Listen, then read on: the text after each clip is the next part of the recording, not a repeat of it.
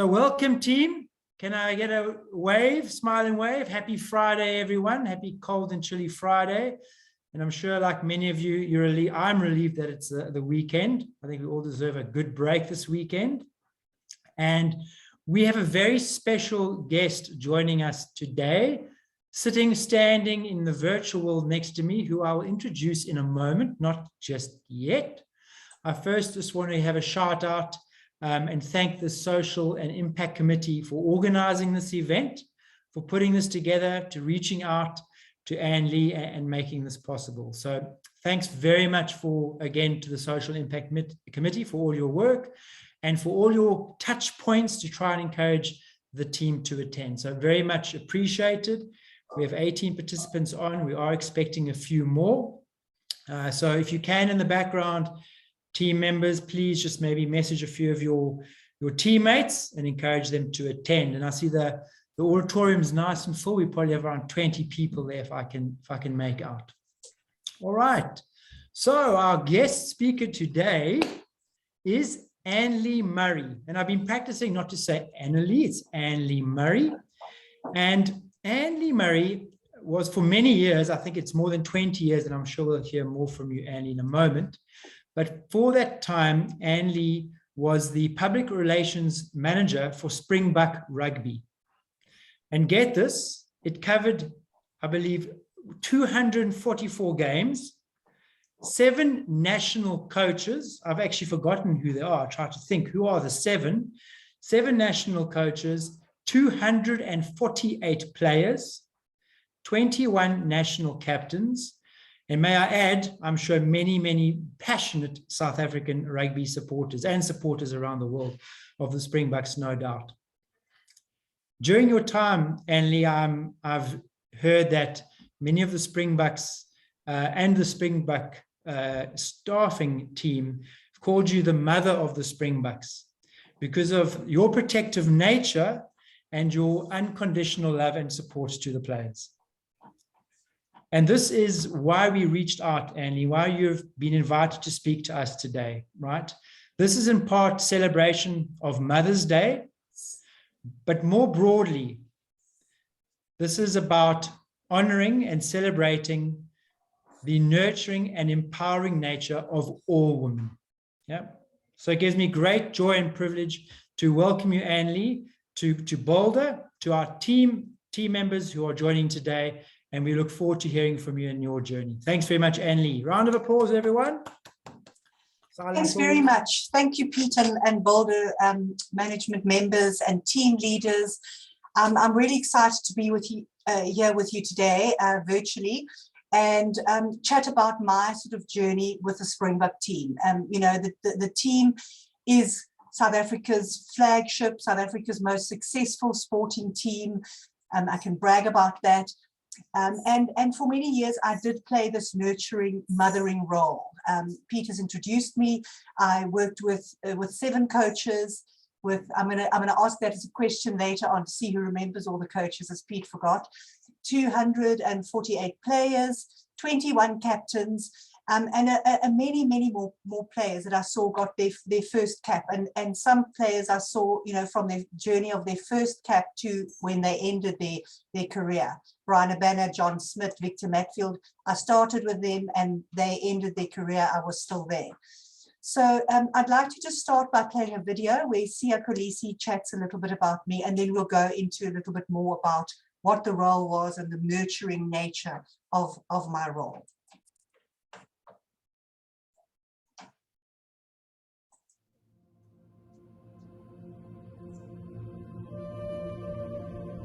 And lead to me, yeah, so many things I can say. There was not even the slightest thing that we had to worry about as players, and I would say the coaching staff, you know, meaning like our families, our friends, or anyone who was coming to the game or anything actually. If you needed flights, passports, visas, all those kind of things for no matter how late it was, she always made sure that those things were sorted. And if our kids needed to be looked after, she will always be the first one to volunteer. If our wife needed anything, she was always there for us. And for me especially, remember, she looked after my dad when he came to my first game, which was pretty special, on my birthday weekend and Father's Day as well. So that was really special for me. I'll never forget that day. Seeing my dad so happy and being picked up at the airport and everything. And yeah, of course, shared some amazing memories. I remember the first cake that I remember getting was at my Springbok camp, and was brought, obviously, Annelee brought it. She organizes all those things for our birthday, and that was a great experience for me. I think I was still a young guy and then young gun. Yeah, and she's just an amazing human being, through and through. I think the connection from the Eastern Cape, she went to my sister's school in Collegiate. I think we kind of got along from the first time we met, never ever had any problems. Since the first time we've worked together. One thing I love, that she puts us first before anyone else, before any sponsor or anything else. When we're working with her, we always feel protected, because she makes sure that when someone says it's 2 hours and it's 2 hours only, or she'll push for less. So yeah, it's really been a huge role model to so many people for doing it so many years, giving it everything she can. I think that's been a great example of consistency, and also, like the first woman to do it in such a male sport, dominant sport. And now I salute her for everything that she's done. I'll always feel forever grateful, and I know so many young women who look up to her, who would love to achieve what she has achieved. And I'm hoping, and I know that people, when they talk about women in sport, especially in a male-dominated sport, they'll be singing her name over and over. And yeah, and I'm excited to hear and read her story and see, what we can learn. I think so many of us can learn, so much from her. So yeah, and from my family side also, we love her, we appreciate her, and we're looking forward to working with her, even going further. So she's a special person. Whether you're working with her or spending time with her, always making time for others. So I salute you for all you've done. You're a true legend, a true hero to me. Love you, Andy.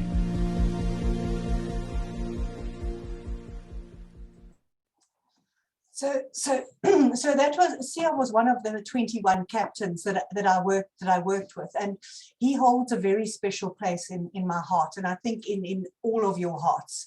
And that's sort of where my nurturing nature comes out when he talks about his first test. And I think I'll start by just telling you a little bit about Sia.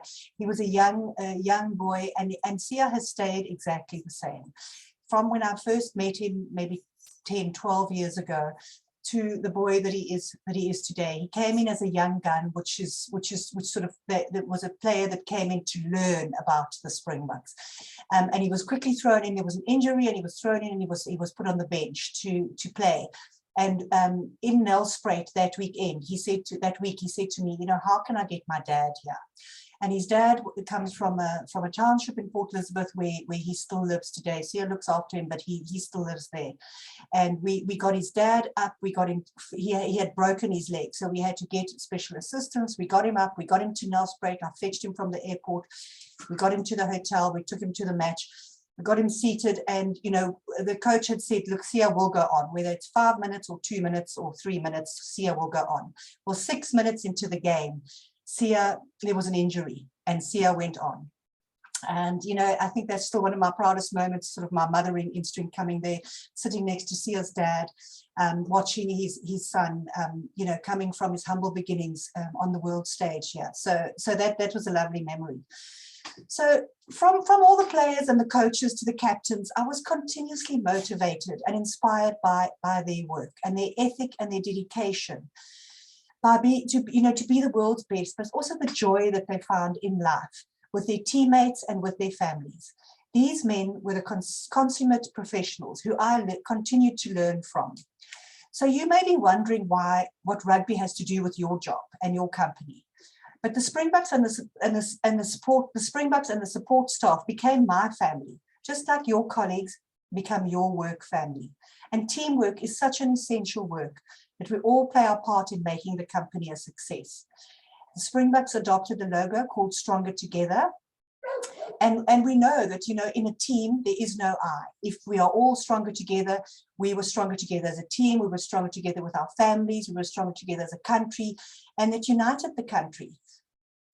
So during my time with the Springboks, we won the Rugby World Cup in 2007 and in 2019. And nobody will forget that amazing feeling that swept through the country and united us all. Black and white, young and old, male and female, and it was a true victory for our Rainbow Nation. And the Rugby World Cup, I'll just give you a bit of background, was first held in 1987 in New Zealand. And to date, 4 countries have won the Rugby World Cup. New Zealand has won it 3 times, South Africa 3 times, England once, and Australia twice. And as you know, we are the current Rugby World Cup champions until next year when we will hopefully try and win the Rugby World Cup again in France.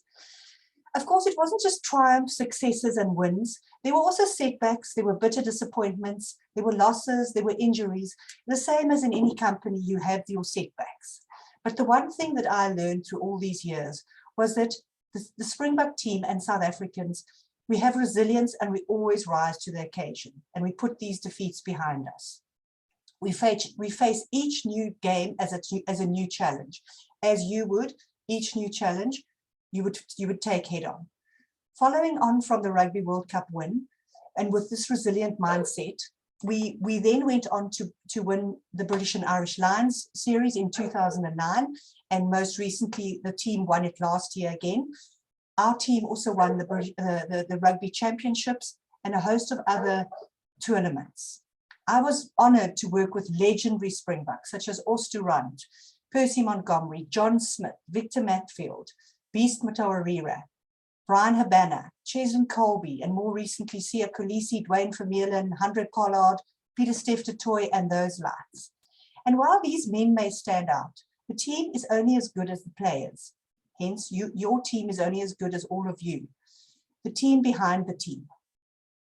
The coaching, the medical, the backup staff, the backup operations, and of course the sponsors and the families and the fans are all very much part of a winning team and support the boys in green and gold.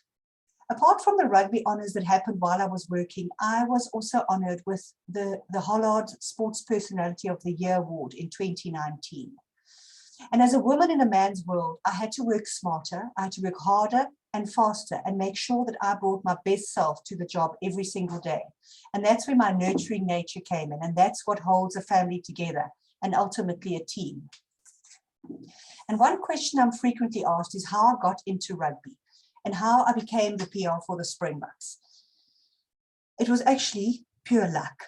I come from a sports mad family and it's in our blood. My father played rugby, my mother played hockey for the Proteas. My grandfather was on the SA Rugby board with Dr. Donnie Craven in the early years. So sport was always in our blood and rugby was in my blood. But I just happened to be at the right place at the right time. I got a good intro, and in the early 2000s, I joined the team.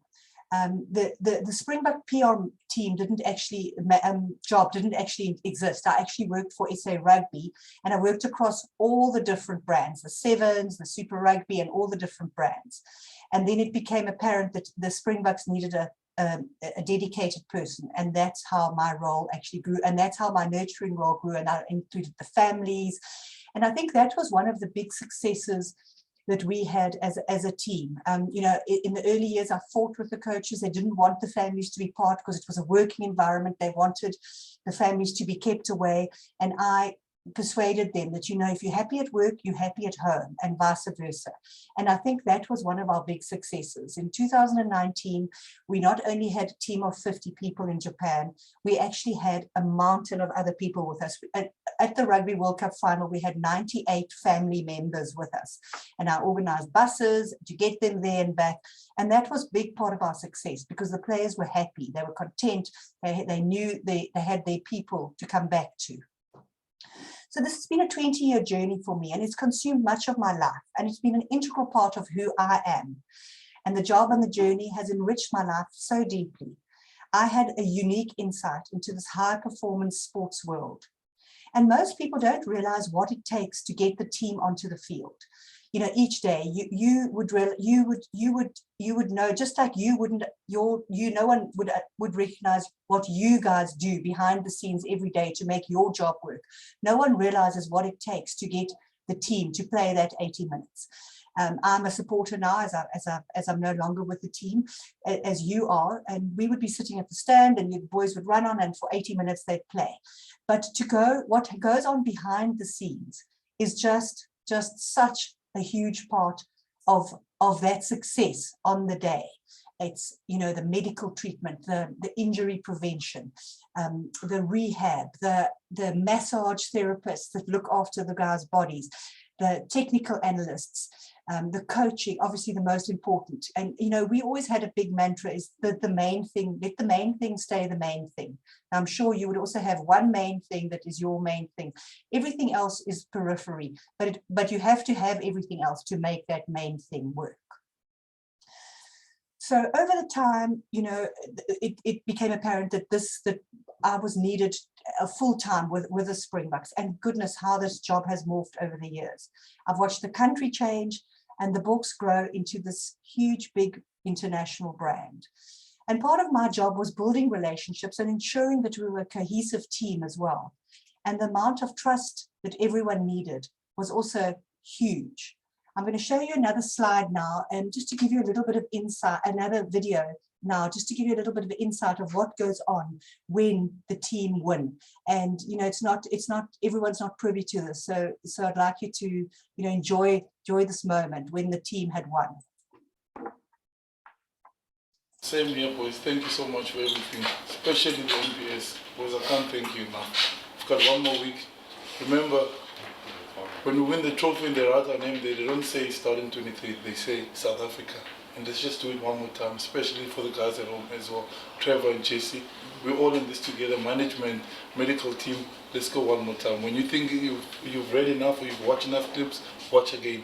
One more week, boys. And like Coach said last week, this can change our lives, all of us here. Let's put it together.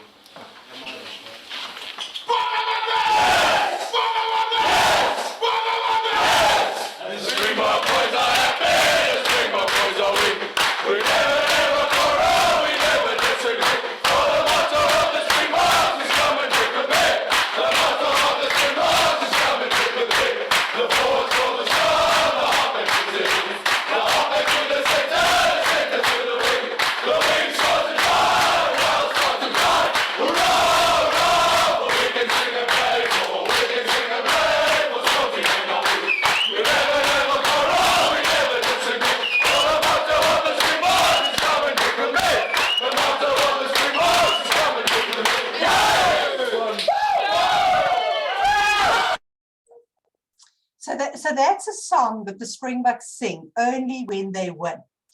And you can imagine the change room's a very, very dark and quiet place when they don't win. But that's just a little bit of the chaos that goes on with the team when they win. And you know, hopefully we win more than we lose, which we did in 2019 when we won the Rugby World Cup. Another question that people ask me, what did my job actually entail? So it was entitled the PR manager, but it was actually just so much more to that. You know, Pete introduced me as the mother of the Springboks, and I used to hate that word. But I grew to sort of accept it and to actually nurture it and to sort of, you know, just enjoy that term of endearment, because that's really what it was. You know, so many of the jobs, the physio would have bad news, the doctor would have bad news that they were injured and they were out. The coach would say you're in the team or you're not in the team this weekend. You know, they would have so much bad news, and I was the constant good news. I was the nurturing, the caring person, and that's what it really grew to, you know, to be. I did absolutely everything that needed to be done. I liaised with a family member when the player was injured. If they were lying on the field, I'd be on the phone to the person in Cape Town. When we were in Wales or we were in New Zealand or whatever we were, I sought diamonds for players to propose in between tours. I organized surprise birthday parties. I even organized a wedding. I didn't enjoy it much, but I did. I looked for lost cell phones. I had to do visas. I directed players who were lost in a country when they didn't know where to go. I was on the phone and explaining to them, this is what you need to do. I made sure that no one missed the bus, that they wore the correct attire, that the sponsors were happy. I did all the behind the scenes that needed to be done. And I think that's pretty much what the nurturing role and the motherly role does. Can you imagine the logistics of getting a team of 50 people, players and management, to a foreign country? Around our own country is no mean feat, but to a foreign country and to a different country where you can't speak the language, you need a visa. It's quite a logistical requirement. The operations department, which I was part of, was responsible for all that, for booking, coordinating flights, for transport, for meals. I had to deal with, you know, little things, the correct kit being worn, to the formal gear that we had to wear at team dinners, from the sunscreen that they needed in the day, from the sponsorship to the security. It was all just in a day's work. And goodness me, how that job has really morphed.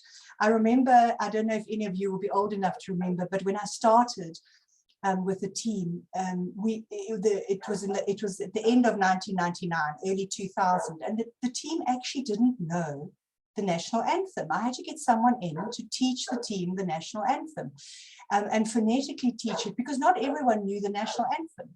When we went on tour, we used to have travelers checks. I don't know if anyone even remembers travelers checks.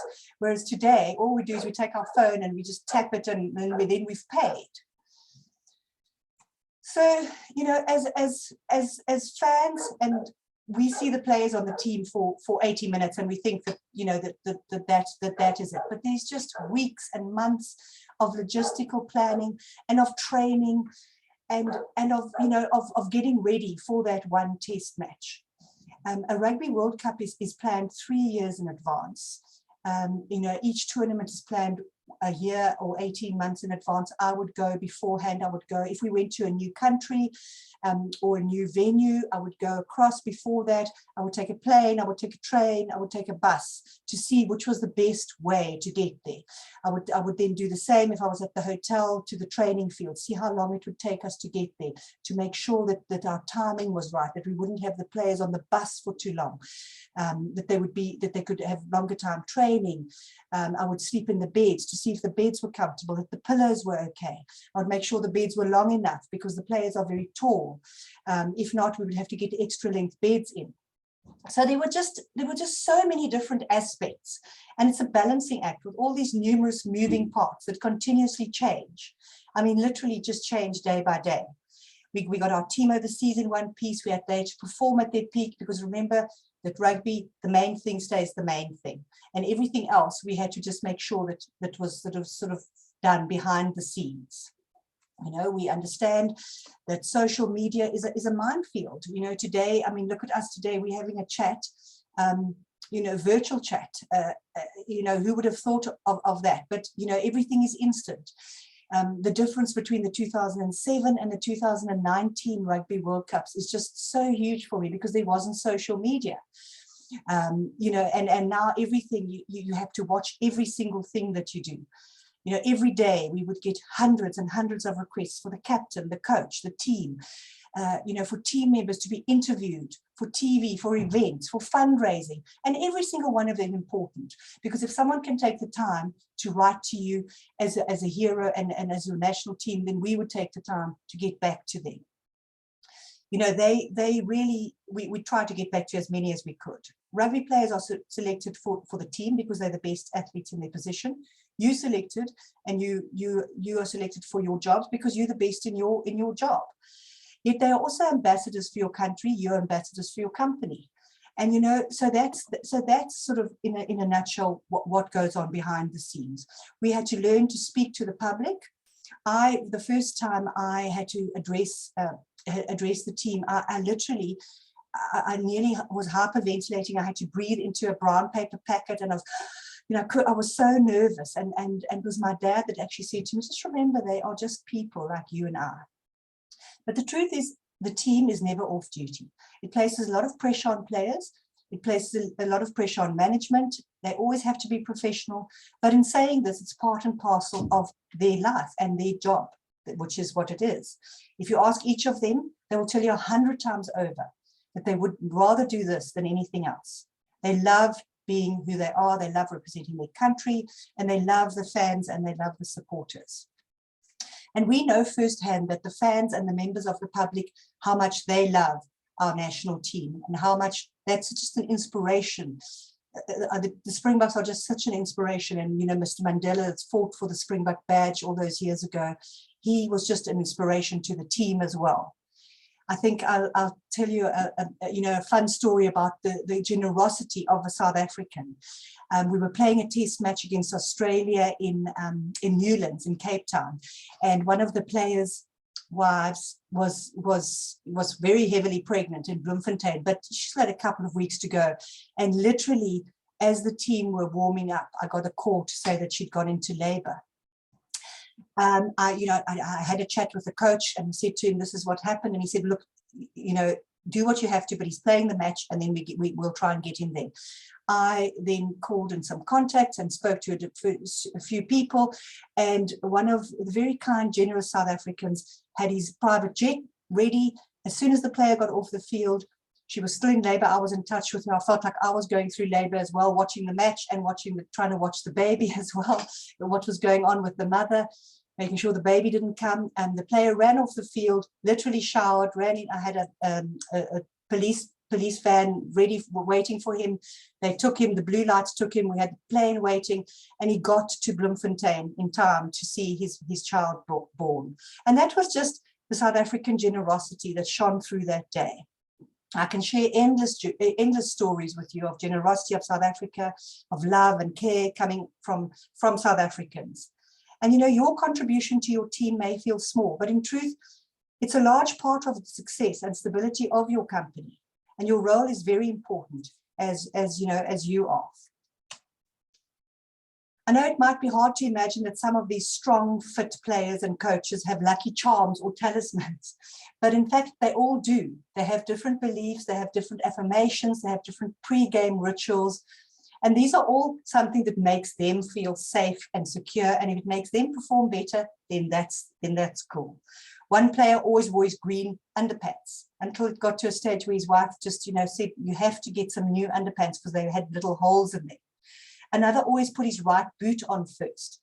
A coach always kept a special Springbok pennant in his pocket, and if he didn't have it, he was in a complete state. I always kept 2 of those pennants with me in case the coach forgot it. I could just hand him one. And I think one of my special memories, it was at Loftus also a couple of years ago, when a player forgot his mouth guard. Players always have 2 or 3 mouth guards, but this mouth guard, he advised me that was his lucky mouth guard. And he said to me that it was actually in his sock drawer at the hotel in Pretoria. The traffic, as you know, on a match day is horrendous. I got one of the traffic cops on the bikes to take me quickly through the streets to the hotel. I fetched the mouth guard. I got back to Loftus as they were walking out in the tunnel, and I gave him the mouth guard. So it's those little things that one does that make a difference in a team. And don't underestimate the importance of these seemingly small little things. And as human beings, our psyches are incredibly complex. Part of a winning game is your mindset. And if carrying a lucky charm or having your lucky mouth guard can make you feel more confident, then that's exactly what needs to be done. I also have another fun story, which one of the coaches, Heineke Meyer, actually, the first test match he was in charge of, I had always put our sponsor Energade's drink in front of the coach's box so that it firstly could get some airtime, and secondly the coach could drink that when he was feeling nervous. He drank a whole bottle, I think, in the first 10 minutes of this green Energade. Anyway, from that day on, wherever we went around the world, Hanneke May insisted on having green Energade. And this green Energade was actually a special edition that they'd made for a campaign. So they usually had sort of the lime green one. This was a dark green, Springbok green one. Anyway, they were very kind and gave me a whole lot, and I carried these around the world with me. And one time we were in Argentina, and my one of the bags had gone missing, and the bag with the green Energade. Anyway, long story, I eventually found a green cool drink, which I'd made into the green Energade and put it in front of him. And as long as Hanneke had the green Energade in front of him, he was happy, and we won that match. So, you know, I think if that makes you happy, and if anyone has anything that makes their affirmation real, then that's what you need to go with. In and around about 2001, we played in USA, in America, and it was one of the only times that I think we've played in America. I've never been there. Oh, I've been there once since, but we played against Wales in America, and we played on an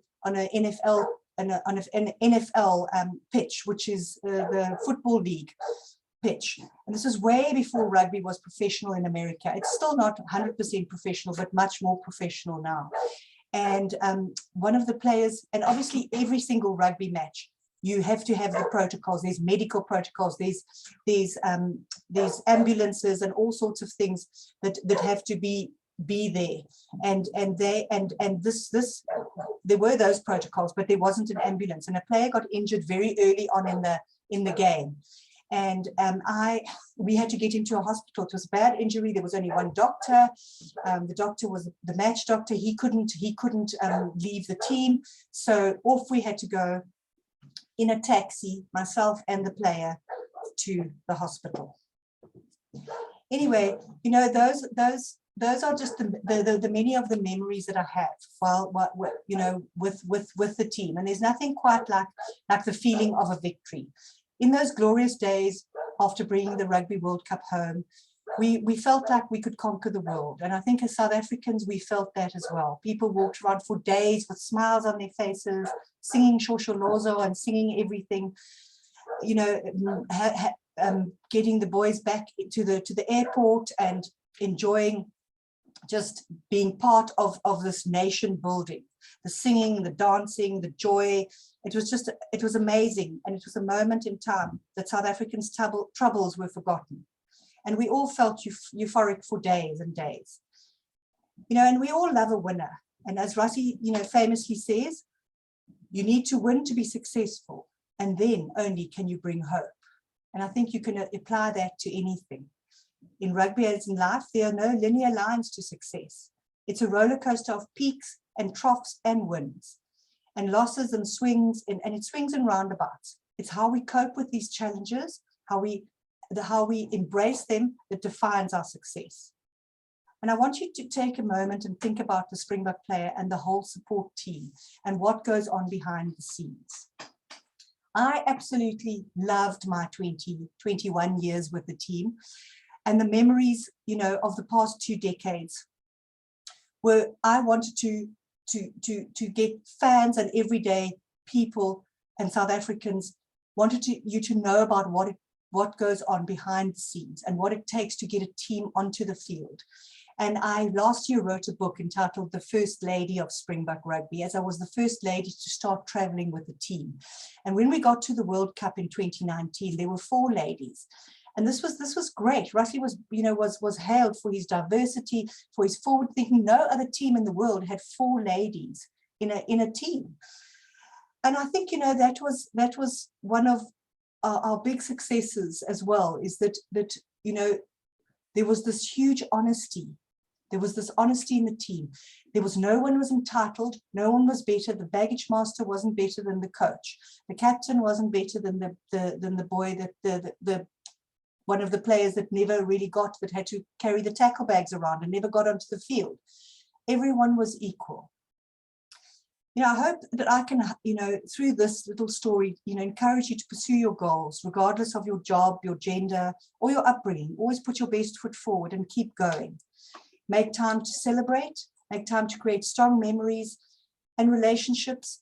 And, just like the box, be one team, be stronger together. And like your company, we are all stronger together. Thank you.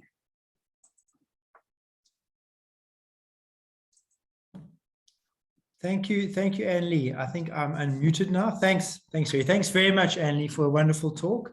I'm going to invite all of you now, all our Boldarians out there, for a few questions. I have one of my own, and I'll start the questioning off. What I will also do, team, is if you can just practice quickly, and then I'll ask my question. Practice raising your hand, your digital hand, by going to the reactions in the toolbar. If the toolbar has disappeared, just hover your cursor to the bottom of your screen and it should appear. Select the reaction and then you'll see raise your hand. I see a couple have gone up. You can practice for now, and then I'll call on you to ask your question. I think Terry will help me unmute you. One thing I took out many things, Annelee, but the one thing that I took out, and I feel like this at times, certainly in what I do, and that's sometimes because you don't get recognition and appreciation every day, right? And we all work really, really hard.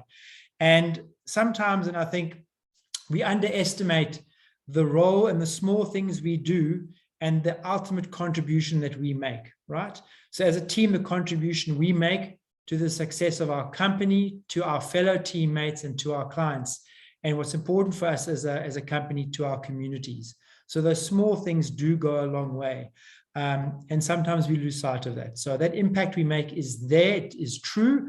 And I hope we find ways through self-reflection, through conversations with our managers, our leadership, and each other, we realize how much of a difference we actually make together as a team. So thanks for sharing that message. My question to you is, the team celebrates after a win. We saw an example of the singing. And this is sometimes maybe a bit easier to do. How does a team pick itself up after a loss? What did you witness in your journey that you saw the team doing after a loss? How do they pick themselves up? Thank you. Yeah, thanks, Pete. That's a very good question, because there have been many losses, and I've experienced one, many losses in a row. 6, 7, 8 losses in a row, and there's all this pressure. The coach is going to get fired. The team is in a state, and you just mentally have to be incredibly resilient. So I'll take it to answer it two ways. So from a team side, the team has a psychologist that works with them, and they work on their mental strength and their resilience and how they can better themselves. So the team can be, if you're playing in, let's say you're playing in a wing position, and you then get your analysis, and you can go through that with your coach and with your mental strength coach, and he can say, this is how you can improve, and this is how we can do. The coach will do the same thing. So they will go through analytically, they can find different ways where they can try and improve. But as a support staff member on the other side, you have to carry on. You have to pay the bills. You have to get to the next hotel. You have to make sure the guys eat. You have to make sure that the laundry's done. You have to make sure all those behind the scenes things go. So, and that's where the teamwork and the incredible closeness of being a team comes into play, because you have to dig really, really deep. It's really hard when you're overseas. You're losing every single person in the country's against you. Every media person's against you. You literally have yourself, and that's where the team is stronger together. Thank you, Annelee. So any questions? I'm looking for the raised digital hand in the participants box. Yes, I see one. That's Vicky. Yes, Vicky. You're unmuted. Hi, now. Annelee. Hi, Annelee. Firstly, thank you for getting that mouth guard. We as a country appreciate it. I think that my question is, as a woman in leadership, how did you find work-life balance? Because I think that it's a fantastic, glamorous, on the surface sounding job, but the nuts and the bolts is that you have a family, be it siblings, be it parents, be it a partner, kids, all of those kinds of things. How did you find the balance and make that work? Because I think that that might be something that a lot of us on the school struggle with. Yes, thanks, Vicky. I think that's a very good question.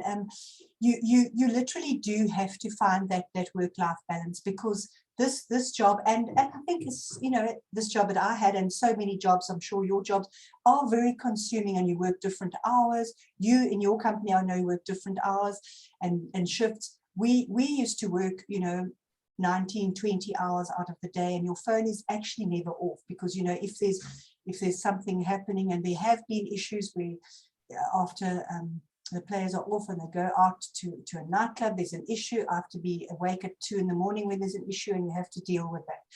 I think how I balance that is, I used to go to the gym every morning at 5 o'clock. From 5 to 6 o'clock was my time where I used to switch off and just mentally, you know, just exercise, which also just makes you just feel so much better to start your day.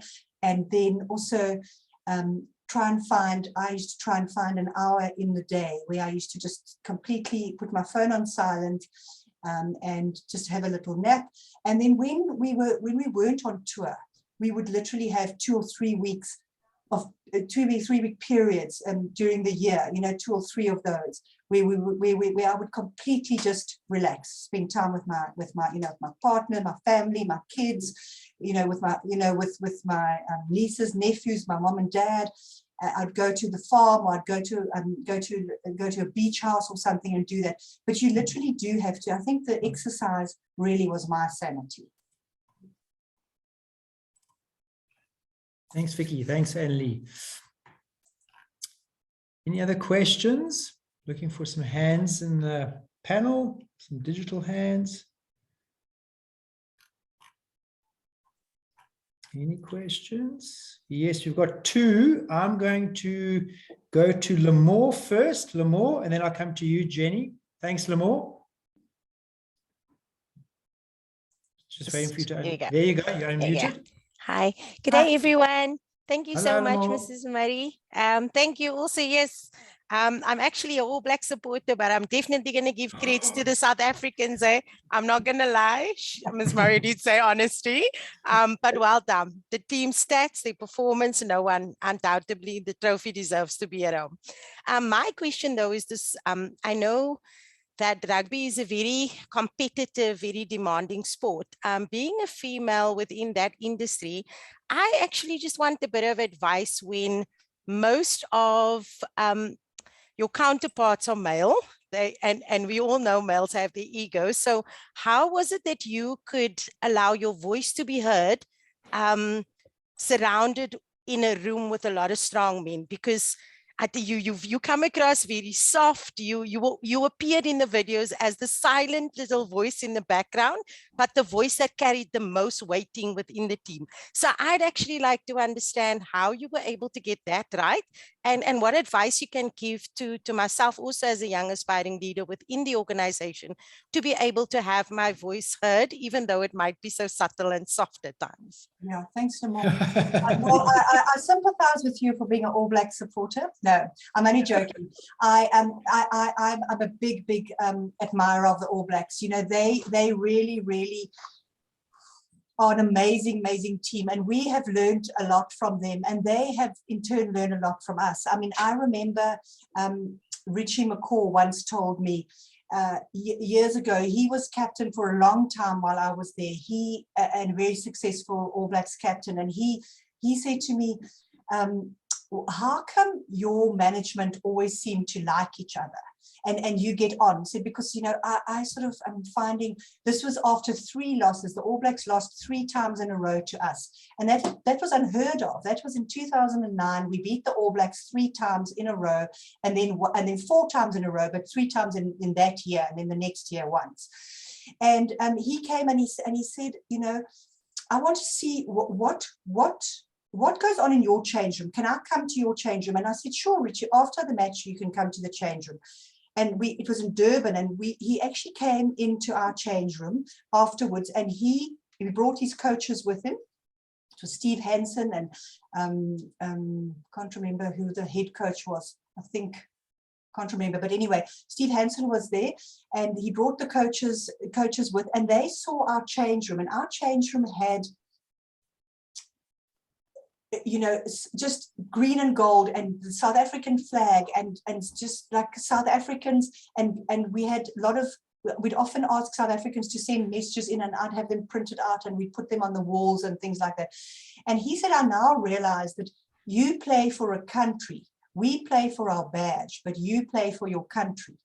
And he went back with that, and that always resonated with me, because South Africans, we do play, we try and make our country a better place. Sia always talks about that as well. But it's only when you win consistently can you actually have that voice to talk about that.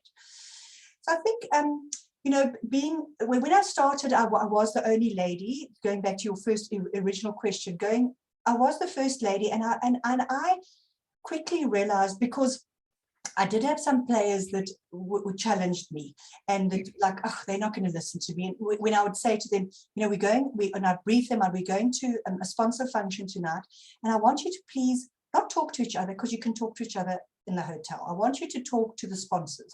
I want you to meet people. I want you to network, because you never know where you are going to meet that person, or one day that person might offer you a job, or they might be a mentor to you, or something like that. And there was initially, you know, they didn't listen to me, and they challenged me a lot. And oh, could they have, Castle was a sponsor, oh, could they have free beers? And they used to make funny jokes about that. And I realized quickly that I just had to do my job better. And if they asked me something, I had to do it straight away. If they asked me, could I help them with getting their wife or their mother or father there, I did it straight away. I just did it. I never responded, you know, back. I never talked back to them. I never shouted at them. I just used to do my job, and I realized that I had to do it better and faster and quicker. And I think through that, I became, you know, respected. They respected me, and they then started entrusting me with more and more. And that's how the job really grew. But I think it was really in the beginning, I had to earn that trust, but it was lonely. It was very, very lonely. I mean, I used to sometimes go to my room and literally cry for an hour, and then sort of wipe my eyes and then go back again, because it was lonely. It was very lonely traveling around the world when you had, you know, a couple of hours off on a week, Wednesday afternoon, when the team had time off, and not one person asked you to have a coffee with them or anything. You know, it was lonely. But I think, you know, I worked harder and faster, and ensured that I always gave them what they wanted. But they never, ever questioned me after, you know, a couple of times. I mean, if I was strict with them, and I never used to make them, I never made them feel small. And if they questioned me, you know, I would take them aside and talk to them, and this isn't a nice way to talk to someone, and, you know, and I would do that. And I think it was once I got their respect that the job became easier. I don't know if that answers your question.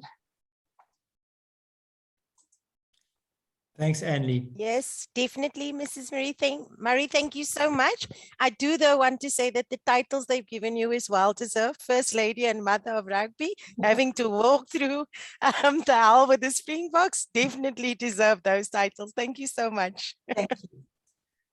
Thanks, Lamore, for your question. Jenny. Thanks, Annelee. It's been wonderful getting all these little tidbits into your life and the behind the scenes of the team, because I think there's so much more than what we actually see and appreciate.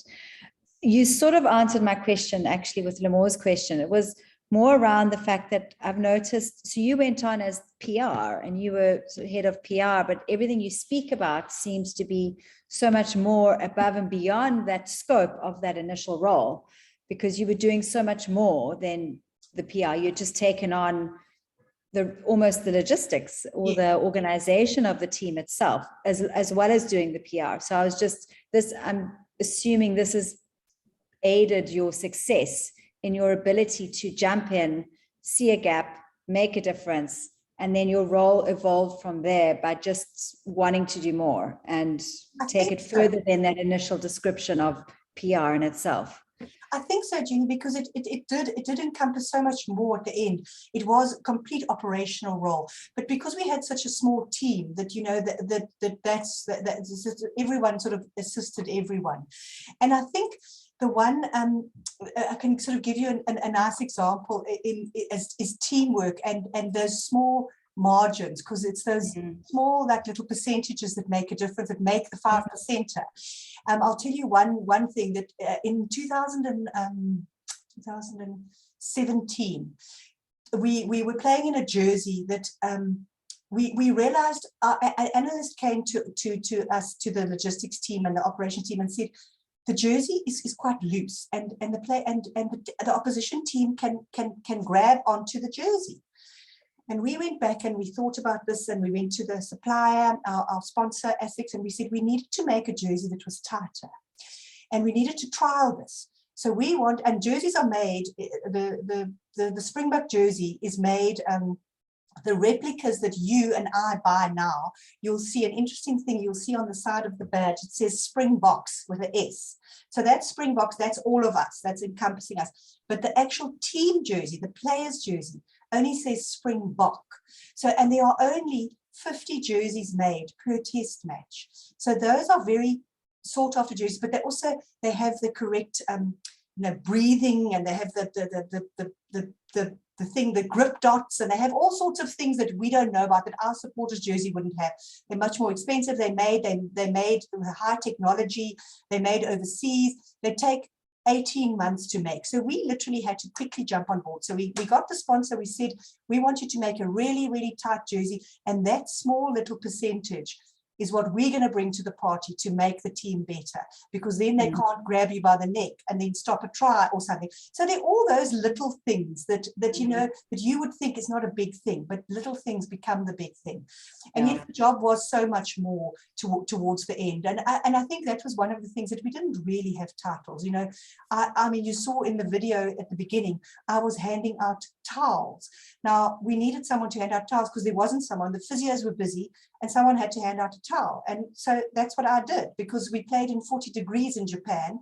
And when they came on at halftime, they put a towel around their neck to bring their body temperature down. So, you know, everyone would just do what they had to do. And I think that mindset has led to the success of the overall team, just everyone being able to, or wanting to, and seeing a gap and contributing. And I think that's what's led to and certainly for your success, because you obviously took so much more on in your role, which was noticed. So that's awesome. Well done. Thanks, Jenny, for your question. Thanks, Annelee. We've got time for one last question. If it's a burning question, anyone? I'm not sure we can try and invite someone from the auditorium, Varusha, and risk a little bit of an echo. But we'll give you a moment to think of your last question. If there are any burning ones out there. Okay, don't get any coming in, Annelee. So Annelee, again, on behalf of Boldr, thank you very much for your talk today and sharing your very personal journey with us. It was great to get some of the insights, right, that we don't get to get as the public sometimes, and relate some of your experience to how we work each day, and how we should really, be considerate and mindful of each other, the roles we play, and share with each other, right, and acknowledge each other's contribution. And it's not just work, right? It's about the personal side as well, and caring for each other and their personal situation. The nurturing side, I think that's really what I got out. We believe in connecting with each other at Boldr. It's not just connecting to get the job done. It's connecting to help each other out in their personal lives as well. So thanks again on behalf of Boldr. It was great catching up. Thanks, team. Thanks for being part of this and attending. And for those who ask questions, have a great Friday further, and a great restful weekend. Thanks, everyone. Toodles. Bye-bye. You can unmute and say goodbye. Can you unmute everyone, Terry, and say goodbye? Thank you. That was wonderful. Thank you. Bye, everyone. Thank you so much. Bye-bye.